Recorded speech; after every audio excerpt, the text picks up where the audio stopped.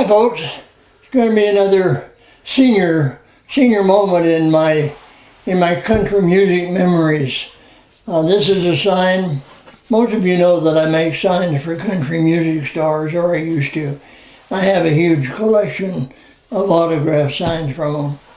And here's one that I did for Donna Fargo.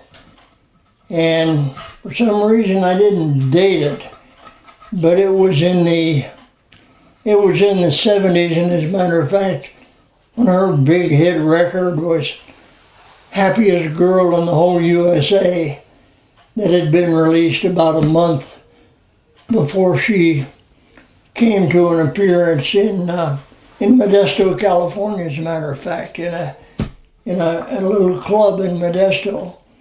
And I knew the club owner, and so I was able to get in and talk to her and see her, be backstage and meet her.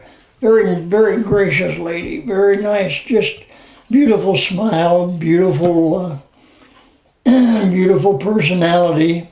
And she signed this. I made a sign for her like I do.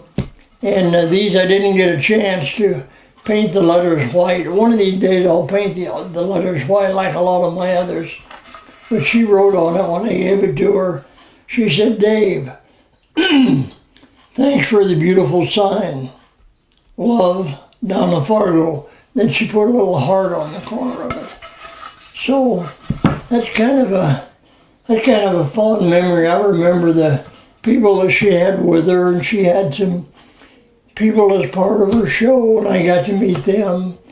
And all in all, it was really it was a nice memory for me. So. She was a huge star in her time. Oh yeah, this was when she was, that record had just come out. She had several others, but that record had just come out.